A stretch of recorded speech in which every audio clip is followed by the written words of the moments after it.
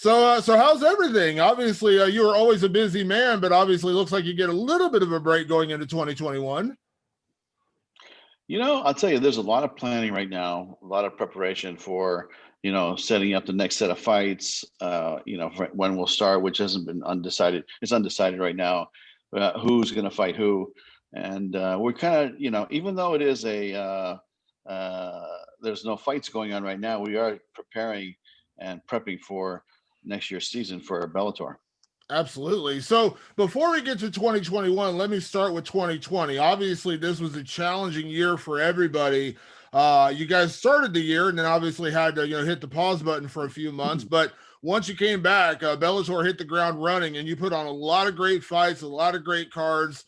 Can you kind of recap what this year was like for you? Because it's kind of like the good, the bad, and the ugly all in one year. I'll tell you, it really was challenging, and it was a grind, and it was something that I'm really proud of my staff and the sacrifice that the team made and producing these fights, because it wasn't like an ordinary, you know, situation where you go into LA for a week and you stay for a week and then you're gone, then you come home and you're at home for 2 or 3 weeks and then you travel again. I mean, this was something where some of my staff lived at the Mohegan Sun for almost 2 months at a time, right? So a lot of sacrifices to keep these fights going, and we had a lot of fights to make up. So that's the great news for the fans, is that the fans got to see some amazing fights in the last, let's say, 3-4 months, and something we're really proud of. But it was a grind, man, and really, this pandemic has been, something that's been unexpected, created a lot of problems all around the world, and I'm really looking forward to it being over. So I'm hopefully that this vaccine does work and it's safe, and then we can get going and have business and get back to some type of normalcy. Yeah, it seemed like you guys did find a good home to Mohegan Sun. You guys ran a really tight bubble. I know, I don't know what the overall positive rate was, but you had a very, very low rate of positive tests for fighters coming in there, fights you actually lost due to COVID-19. So you got to be proud of the way your team came together, and really, they really set up a lot of great cards, and you really didn't lose a lot this year. And I'll tell you, it's something I'm really proud of. I mean, I know I quoted something like 5,000 tests or 4,800 tests last time I did an interview, but really, my guys corrected me. They said that doesn't include the pre-fight test, doesn't include all the European tests, doesn't include some of the other tests that should have been counted. But you're talking about almost 8 to 9,000 tests that we performed, and the positivity rate was, I think, like 0.04%.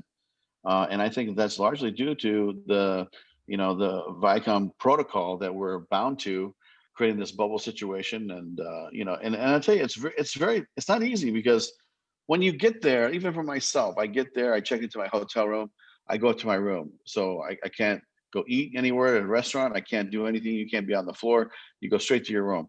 And then the next day you come down, you take the test in the morning. Guess what? I go back up to my room and I have to stay there for 24 hours.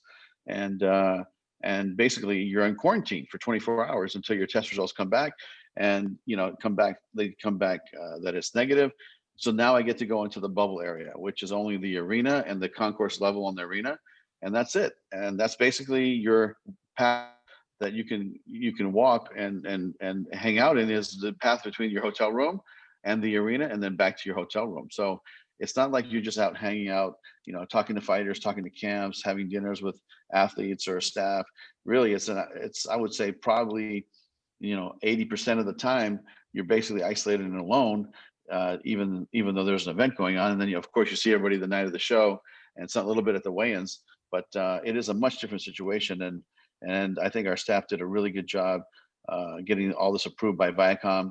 I think we were one of the first productions outside of, I think, let's say, golf on CBS to really get started. And and I'm talking about within the Viacom family. And so I would say that we're definitely one of the top 2 or 3 sports or productions to get going inside the company. Maybe that's a better way to put it. And we've been going ever since July. We've been going like gangbusters, and the fans got to see a lot of great fights, and some of the fights that the fans really wanted to see, and they got to see all the stars fight. And I know some people were worried about that. When's Cyborg going to fight? When's Gegard going to fight? When's Lima McFarlane going to fight? And I think that Ryan Bader going to fight.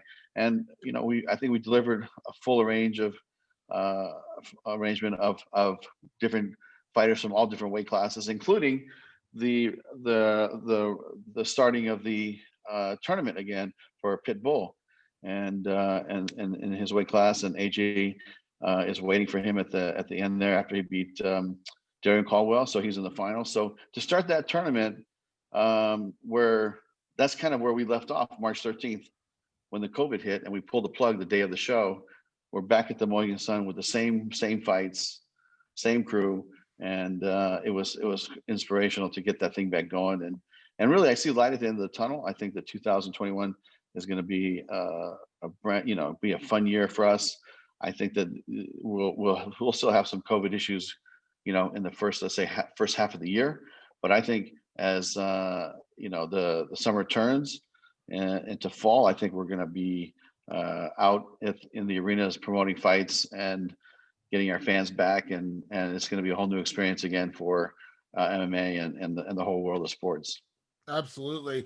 Scott, one of the biggest moments for Bellator this year was the move from Paramount to CBS Sports Network. And I talked to you on that initial conference call when you made that announcement. Obviously, that was a big deal. Kind of a two-part question. How has that been going so far in terms of the reception, the viewership, and how will you expect that to grow going into 2021? I'll tell you, that's a good question. And coming from Paramount to CBS Sports Network, one of the great things about that move was we were live on both coasts, which I think there's some fans that really appreciated that. In the past, when we were on Spike TV and Paramount Network, it was a situation where we were live on the East Coast and then it was tape delayed on the West Coast. So people on the West Coast couldn't watch it until 9 o'clock that night or 10 o'clock that night. And that created a lot of, havoc for some fans that really wanted to watch it live.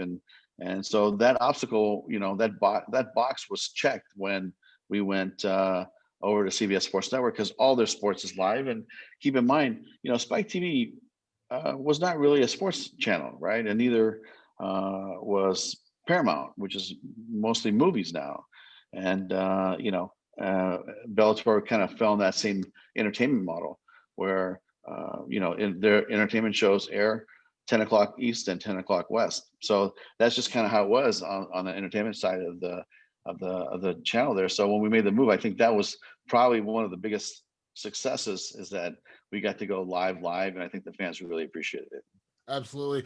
I know I brought this up and you mentioned you're planning for 2021. Everyone's going to ask you this question, so I'd be remiss if I didn't ask it as well. But as you are now on CBS Sports Network, and because Viacom CBS is one company again, what are the chances we eventually see Bellator on CBS, or maybe even a special on Showtime? Because obviously that is a potential option as well now. Listen, you know what? I mean, that's all, that would all be music to my ears. And we're talking to the networks every day. We'll hit them back up starting the beginning of the year. This is a very big company, and it's, now that it's back merged together, it's my job to go back there and keep trying to gain more real estate. Let's say that's probably the best word, and keep growing this brand, and eventually getting on CBS is definitely a goal of ours, and having events on Showtime would be amazing. That's definitely a goal of ours. And so, I think that everything is up in the air right now, but I think we'll have some clarity in the next, 6 weeks or the next probably 2 weeks to 4 weeks. We'll probably have some clarity on exactly what direction we're going to head, and what the powers to be see the future of Bellator as far as distribution. Because you're right, now, when we were on the entertainment side of Viacom, the options were very, very limited. We were on Spike and we were on Paramount, and I'm not sure if there was a fit on the other side of the fence. But now that the companies have merged, now it's, I see Paramount Plus as a definitely an option for us. And Showtime, that was my original home back in the day with Strikeforce. I have a great relationship with those guys. So, a lot of good things ahead, a lot of options.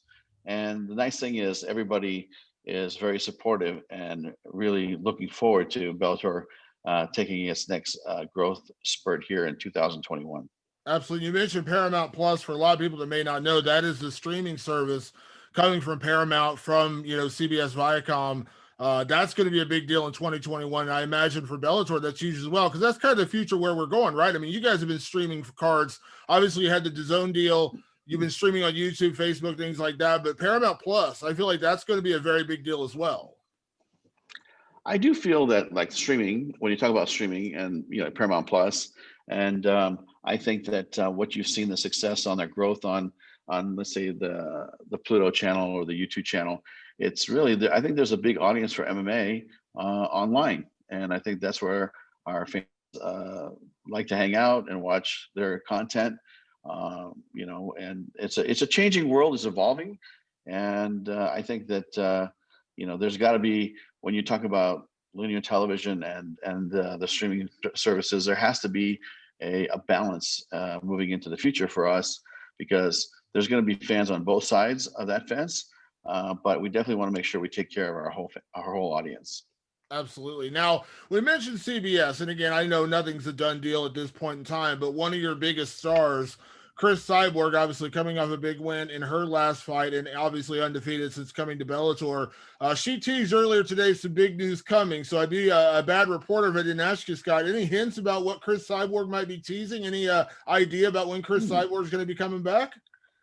I mean, I think that you know, I mean, to me, she's going to definitely fight sometime in, let's say, the late first quarter, early second quarter. That's kind of our time frame. Now, to be transparent, we haven't had a conversation with her, in that, you know, after her last fight, I said, let her, you know, take a couple of weeks off, and it kind of led into the holiday season here.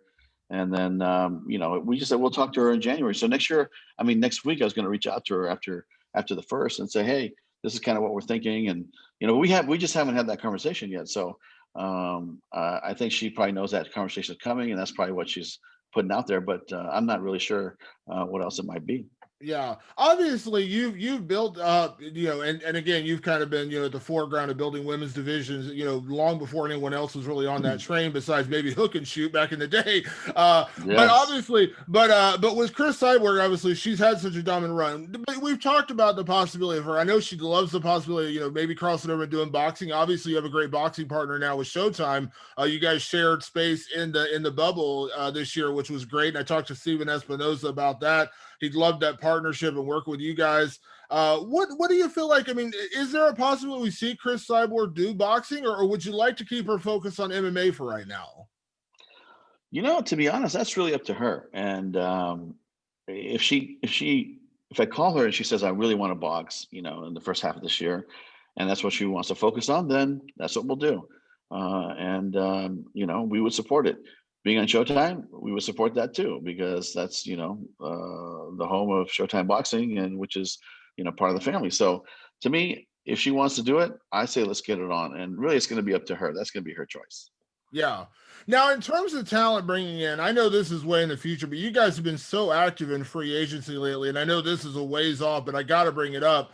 Kayla Harrison is in PFL. She's going to be in PFL in 2021, but she said that, you know, she's going to fulfill her contractual obligations. But now that she has fought at featherweight, she sees a path to where she could get a fight with a Cris Cyborg. And I'm not going to ask you to say, oh, yeah, we're definitely interested in Kayla Harrison because she's under contract to a different promotion. But are you open to those kind of possibilities to bring in that kind of talent for Cris Cyborg? Because she is kind of a once in a generation kind of talent. I imagine those are the kind of fights you want to make, right? Absolutely. I mean, look, we are looking for the, you know, the best and biggest free agents that we can get our hands on that make a difference in this company. I mean, you saw what we did with our 205-pound weight class. We have the best 205-pound division in the planet right now, and I don't think anybody can dispute that. I mean, that's a stamp on that one, because if you look at the depth, not and the talent and the depth of these athletes, it's you know, it's a great division now for these guys, and we'll put some great fights on. And you know what? I don't think anybody in the planet has a better 145-pound weight class than we do. You know, we have all the top athletes and all the top ladies in there, and Cris is on the top at 145. And look, you're right. We don't want to talk about Kayla Harrison. She's under contract. All I would say is that, you know, any free agent out there that makes sense, that could put on big fights for us in the future, you know, we're interested in having a conversation. Yeah. You mentioned 205, so let me segue to that. You guys have built an incredible 205-pound division. Vadim Nemkov, of course, crown champion this year, tremendous performance over Ryan Bader. Shocked a lot of people with how that fight turned out because of how good Ryan Bader has been the last few years. But you go out and you get Corey Anderson. We saw what he did in his debut. You went out and got Anthony Rumble Johnson, which is a huge signing. And obviously, just recently, you signed Yoel Romero as well, which I know he could be, he could be a tweener. He could fight a middleweight or light heavyweight. But how big was it to get those signings? And in any part of you, obviously in free agency, Scott, you're going to be very active. But Corey, asked to be let out of his contract. He was a top 5 fighter in the world, and you were able to get him. And Anthony Rumble Johnson also had a contract with UFC. They let him go, and you were able to get him. And I don't think we need to, speak about how good Anthony Rumble Johnson is, what that guy brings to the table. Kind of a 2-part question, like. How excited were you to be able to build that division that way? And were you kind of surprised a couple of those guys became available? Yeah, absolutely. I mean, you're talking about, a real, couple of guys that really made a difference, I think, in their division. And I'm surprised they didn't want to keep them, And so to me, it's like, hey, great opportunity for us. And to be honest, I think that we're a better fit for those guys. And I think they'll have a great home here. And I think they're going to be extremely happy here. And I think a couple of the guys that I talked to, they wanted to make the move. They wanted to come to Bellator. And people see when they get here how we treat the fighters and the family environment that's here. And yes, it is a business, and we run like a business. But it's really run a lot different maybe than other organizations. So at the end of the day, I think the fighters wanted to be here. They made the move to be here. And I think each one of those guys had different circumstances, with their past employer. And I don't think that they wanted to take this fight or that fight, and some ultimatums were thrown around, is what I heard, and it just didn't work out. So you know what, too bad for them and good for us. And now look at that light heavyweight division we have. I mean, it's.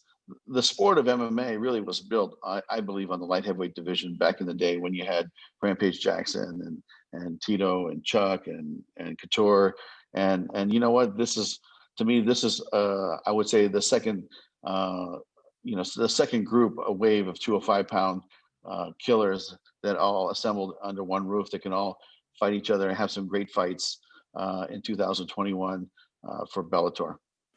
I know you mentioned in another interview, Scott, the possibility of doing Anthony Rumble Johnson and Yoel Romero right off the bat. And that's, kind of strike while the iron's hot. People are buzzing about that. But you do have a great new chairman in Vadim Nemkov. I know you mentioned that, possibly Ryan Bader wants to jump back in at 205 before going back to heavyweight. You got Phil Davis out there. You've got a pretty stacked 205-pound division. I know you've kind of hinted at this already, but what are the chances we see a light heavyweight Grand Prix? And is it possible we see that in 2021, or would you like to see some of these other fights play out first before looking at a Grand Prix? You know what? That's something we're discussing internally because, we were kind of headed in a different direction with another tournament. And, but now that we've, assembled this amazing roster of 205-pound athletes that, at the caliber that they're at, so, it's just a very rare occasion that free agents are available like this. And we already had a great roster, like you said, with Nemkov, Bader, Phil Davis, and Machida. I think we already, and then Corey Anderson came over. Like, this thing just keeps building. So to me, it's definitely in the discussions. There hasn't been anything set, and that's something we'll set in the next, let's say, 2 to 3 weeks. Yeah, obviously it's incredibly deep, and like I said, I think you could go a lot of directions, and you got to feel that excitement from the fan base. I mean, knowing people are out there matchmaking for you, that's pretty much when you know you're doing your job right? When the fans are out there matchmaking for you. I've seen more artwork and more suggestions like come to me from different avenues, and my staff bringing them to me also than I think I've ever seen before in Bellator. And there's so much excitement, especially about the Rumble Johnson and the Yoel Romero fight. People want to see that fight, and I think that that's something we're definitely considering. It would be the first off the bat. I always like to take fights when they're there, but let's see how it goes. I mean, I'm not going to make any commitments. That's why we're all sitting together here and trying to iron out all the details. But it's something that we will have some clarity here in the next 2 to 3 weeks. Yeah, and you could make the argument before, and I know you did when Vadim Minimikov won his title that you believe you do have the best light heavyweight in the sport under contract, but now that you've added so many great free agents, like, do you believe there's any doubt in your mind Bellator has the absolute best light heavyweight division in the sport? Oh, there's no doubt in my mind. First of all, Nemkov, I think, is the best fighter in the planet at 205. Until he gets beat, I think that's going to be my position, because I've never seen Ryan Bader get dismantled the way he did when he fought Nemkov. And you're talking about that can wrestle, that can strike, that's got a complete game, top pound for pound rated in the world, top rated in the 205-pound weight class, and even he won our heavyweight tournament. He's a serious athlete, man. This guy is a killer. And Nemkov just kind of did his thing with him. And I think from what I hear that, Bader would like to come back and avenge that loss. And it's something we're talking about, maybe that's one of the fights that we could be interested in. But, it's what excites me is that there's so many options now. We just want to make sure that we do what's right for the fan base and for the company. Absolutely. We mentioned the light heavyweight Grand Prix. Of course, you were coming up very close to the end of the featherweight Grand Prix. AJ McKee, I'm sure you saw in MMA Fighting, was our submission of the year with his great victory over Darian Caldwell. And of course, you got Patricio Pitbull, who had a great knockout in his last fight, and that's set up for the finals as well. Do you have a timeline in mind? Because obviously AJ is now in the finals, but he's still got to wait for the other fight to play out. Do you have an idea how quickly you want to get that other fight made so you can move into the finals of the featherweight Grand Prix? Because I assume you don't want AJ, sitting on the sidelines too terribly long. No, you're right. And again, this is something that was unfortunate because of COVID and the way it all rolled out, and getting all the fighters back to fighting, and now that we're there, I think that the next semifinal fight between Sanchez and Pitbull, which I think is going to be an unbelievable fight. It's going to be spectacular. I think it's going to be something that the fans definitely don't want to miss, and put a date on their calendar once we announce it. Because that first fight I think was in Israel, and it was a barn burner, man. It was spectacular.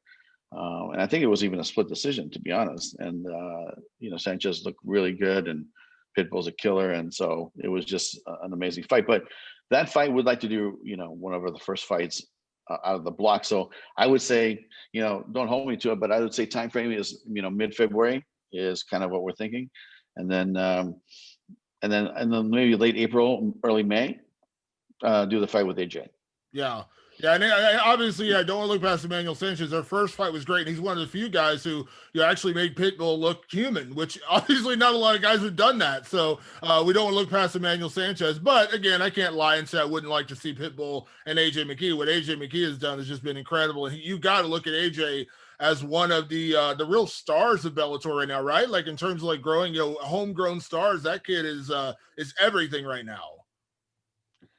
Yeah, I mean, listen, when I first signed him, I think the story's been told many times. I saw him fight at an amateur show that Rampage Jackson was promoting. And he came out of the cage and, said a couple things. And I said, you know what, this kid, he's got a little bit of swagger to him, and I was wrong, because he had a lot of swagger to him, this guy. And, he could fight.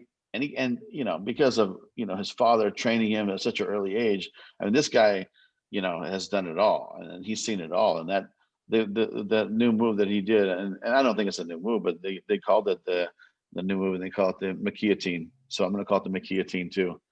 And basically, he could do it all. He could strike. He could do it from the ground. He could wrestle. He's got great transitions. He's got swagger. He's a good-looking kid. He's in shape. I think the sky's the limit for that guy. And we got to keep him busy, get him some more fights, and keep getting him on TV, and keep building his profile. Yeah, you guys have really done, since you first came to Bellator, have really done a good job of building homegrown talent, signing people, early in their very early, or with zero fights in some cases, and building them up, and really building homegrown talent. So as we go into 2021, and I know obviously you got a lot of great champions, so I don't want to necessarily make you single people out, but who do you look at as kind of like the future stars of Bellator? People are going to be headlining cards this year, and you're looking at it and saying, you know what, that kid's got potential to be a real star in the sport. Is there anyone in particular you're looking at as you go into this year? Well, there are people that, again, these stars, like you talk about, these, I call them from homegrown or built from the ground up. Like I always felt like we got to build talent from the bottom up, which you're watching right now, and we have to buy from the top down, which you've seen what we've done when we wanted to, get free agents. So when you think about uh, the talent that's come from the bottom up, I still have a lot of hopes for Aaron Pico, man. I still think that this kid is dangerous. I think that he's at the camp that he needs to be. He's in a situation where he needs to be. Excuse me. He's with the management he needs to be with. I've seen a whole different level of comfort with him, now that he's made all these changes. Before, there's a lot of pressure on him, and he was living in LA, and there's a lot of the family stuff and management stuff, and now all that's cleaned up, and it's just a great, it's great to see him kind of blossom now. And this is the Aaron Pico that really we were hoping that we would see in the very beginning. He had a tough outing, fought some tough guys, and a lot of those were choices that the management was involved with, right? So it didn't work out. It is what it is. We all move forward. And I said, Aaron, when you're ready to come back and really want to come back, then let me know. And you know what? He within 6 months he was living in Albuquerque, moved his whole he moved his, I think, his girlfriend there, and they bought a house, and he's got his horses there, and he loves being there. And they love him there, and I think it's shown in his fights how much he's grown. And then obviously AJ is a kid that is going to be a great main event for us. After whether he'll be in the finals, but even after that, I think he has a lot of potential. Win, lose, or draw. And when I think about Joey Davis of the world, or the Taro Fortunes of the world, I think of great talent that we're building here, and we got some scary guys that are up and coming that I think are going to make a big dent in the future plans for a lot of these Bellator fighters. It's funny you mentioned Aaron Pico. I spoke to him about 2, 3 weeks ago, and I remember speaking to him when he first came in after a couple of fights, and he was already saying, "I'm going to be a champion. I'm going to be a champion." And he still has that same mentality one day, but now he's like, "I'm leaving it all up to my management, my coaches. Like, I'm not picking fights. I'm not saying I'm calling out this guy. I'm not saying I'm 3 fights away from a title. I'm no longer thinking that way. I'm only thinking about what's right in front of me." And you could tell that kind of change in his demeanor and the way he's approaching things now. Absolutely. And I'll tell you, he seems so calm and so centered, and so sure of himself now that I seen the growth in his last couple of fights. So to me, that kid, sky's the limit, because he has a great. I mean, he could box, right? He could. I mean, he's a great striker. He is a great, above great wrestler, amazing wrestler, and now he's got some jujitsu under his belt, putting it all together. I've really seen a big growth in him, and I'm really, really proud of him. And he's definitely one of the guys that I'm thinking, look, this kid, don't count him out. I told my team, do not count this kid out, man. He's something special still. We just got to keep grinding away at it with him. Yeah. Now, Scott, I know I always call you a fighter's promoter. You are a guy who, the fighters always speak very well of you, and you're a guy who is an advocate for the fighters, and you put on the fights the fighters want to see. So I got to ask, my dream matchmaking here, when you're out there talking to guys. So when are we going to see this big fight? When are we going to see Dillon Danis versus Ben Askren versus Jake Paul? I know you're looking to put together that 3-way dance in a great boxing match. God. So when is that going to happen, Scott? Hey, listen, first of all, Ben Askren, I know you're mad because of what I said. I apologize. It was not directly, it was directly at the result, but no diminishing of your accolades and all your victories and your successes in MMA. My only point with the Paul guys, Jake and Logan, is that, look, these guys are really taking this very seriously, right? They're in the gym, they're boxing every day. They're surrounded by some serious boxing coaches and some serious boxers, world-class level, and this is what they do, right? And so my only point with, when they said, well, he's gonna fight Ben Askren, I was like, you already know what's gonna happen. Like, why? Because to me, it's like they're picking wrestlers or jiu-jitsu guys that they have an advantage over. And that was really my point, right? Was, like, why don't you fight one of our guys like Douglas Lima, who could strike too, right? Why don't you pick one of our strikers? Why don't you fight a guy like Ryan Bader, who could strike, or Nemkov, who could strike? It's like, they're definitely, going after some of our MMA guys, and just trying to, picking the wrestler or the jiu-jitsu guy that will put them at a severe disadvantage. And so to me, that was more my point, was, hey, why don't, you guys are great wrestlers too. They wrestled in high school or maybe in college in Ohio. I believe they're from Ohio, and great wrestling program there. Why don't you guys fight in MMA? Why do the MMA fighters always have to go to boxing, right? Why can't it be the other way around? And so to me, that was my question, and that's what the remark was, and that's what Ben responded to. But listen, it's all good. It's water under the bridge, and everybody just moves forward. But if he is really going to fight Logan, I still feel he's at a disadvantage because he's not a striker, right? And these guys, the Logan brothers, are working their way to become a very good striker and good enough to compete at a certain level. But to me, it's come fight an MMA fighter in MMA, or come fight an MMA fighter that's really can strike. And I'd love to see that. Let's do 1-1. You guys fight him in boxing, but come back and fight Dillon. You want to fight Dillon Danis? Go ahead, but come back and fight him in MMA, and be fair about it. It shouldn't just be a one-way street. Yeah. What about Michael Venom Page? He has boxing experience. Why aren't they calling him out? Yeah. That's my point. It's like it's just, I don't even want to mention any more names. I'm going to get some more hate on me. But I have like 4 or 5 guys on my list that they could call, that they're calling just because they want to have an advantage. And listen, I get it. Whoever's doing their matchmaking for them is doing a good job. Let's just put it that way. I absolutely agree.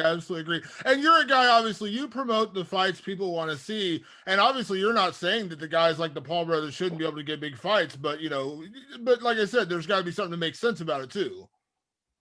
Yeah, I mean, listen, if you're going to call it our guys, then it has to make sense.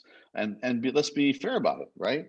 It's, you're going to want to, test yourself as well as test them. So to me, that's a fair contest, but I don't see that it's happening anytime soon. And I'm not a non-fan of watching them compete, because I enjoy watching, people challenge themselves, and this is not their core business, right? They're not professional boxers from the beginning, but they're turning out to be some pretty good boxers. And, are they, the next, Sugar Ray Leonard or Mike Tyson? No, come on. But enough to compete at a certain level. And to me, I respect that, honestly. And so to me, good luck on them. I met with Logan and his manager a year or so. It was a lot of fun. The young kids with great ideas, and they definitely know what they're doing. They definitely know how to promote, man. They are not scared to bring it out there. And I respect that. And so to me, I have a lot of respect for those guys. They're nice kids, honestly. And, they're doing some crazy things, and they make a lot of noise, and good for them. Yeah, absolutely. Scott, I'll close out on this. Obviously, as we're going into 2021, you're talking about the planning and things like that. Can you kind of give me an idea as you look ahead at the year? And again, a lot of things still to happen, a lot of matches still to be made. But can you imagine 2021? Obviously, I don't think we can get much crazier than we did in 2020, but can you imagine how big of a year 2021 will be for Bellator, starting getting back to normal, the signings you've made, the matches you're getting ready to put together? Can you kind of give me an idea like how big you expect this year to be for Bellator? Yeah, I think the first part of Bellator, you'll see what you've been seeing, which is we're going to go into a bubble situation, and we're going to produce these fights inside an arena that doesn't have any fans. And then I think about halfway through, you will see a change, and we'll start doing venues that are half full. And then by the end of the year, I think we'll be able to see full venues before the end of 2021. So just the thought, I mean, honestly, just the thought of going back to SAP or to the Garden or to LA Forum and go into an arena and, or the Mohegan Sun, where we can open it up and have 10,000 people there, or it's 15,000. I mean, it's just going to feel so great. And we're going to keep bringing it with the fighters like we always do. I think that, we put on some great fights this year. Next year, I think we're going to put on the fights that, the fans want to see, and we're going to blow people away, with the matchups that we're going to bring to them. And so it's going to be, I think 21 is going to be even better than 20, because there won't be a break because of the COVID situation and everything was shut down and uncertainty. And so to me, it's like, look, there's still some rules and regulations and protocols that we have to abide by, but I think that will kind of ease its way out, as you say, you follow the science, and the science, will say the same thing. And you'll see a certain type of normalcy. maybe towards the end of the year. And that's something I'm really looking forward to, because, you know, sitting in arenas that become the new normal with no audience and fights, I get it. It's our new normal, but it's not something, you know, for me as a fan, I want to walk into a stadium and feel those 15,000 people. And I think the fighters want it too. So, you know, really looking forward to 2021. We got a lot of great things ahead. We got some great things to announce. Really excited about, you know, where this company's headed. And I know you got a great partner, Mohegan Sun. They've been really good to you guys. But be honest, Scott, you miss the West Coast, don't you? Be honest. I know you do. Well, you know what? I tell you, it's quite a hike for me to get to the Mohegan Sun, you know. But listen, they've been great partners, and really respectful of Tom Cantone and everybody there at the casino and the arena. And so I have nothing but, you know, great things to say about them. And they've been a great piece of this, you know, of this getting back to fights and Bellator actually promote events. They've been a big piece of that, and been great hosts. And, you know, look forward to even when things get back to normal. You know, we've always promoted 2 or 3 times a year, so, you know, we'll always have a home on the East Coast in Connecticut with the Mohegan Sun. But, you know, we love fights on the West Coast too. I love fights here when I can, you know, drive 5 minutes from my house to the arena and get home in 10 minutes or 5 minutes. It's like, it just feels great to sleep in your own bed, and I'm looking forward to that day as well. Absolutely. Well, Scott, thank you so much for taking the time. Congrats on a great year in 2020. Looking forward to what Bellator is going to do in 2021. And thank you so much for taking the time for me today. I really do appreciate it. My pleasure.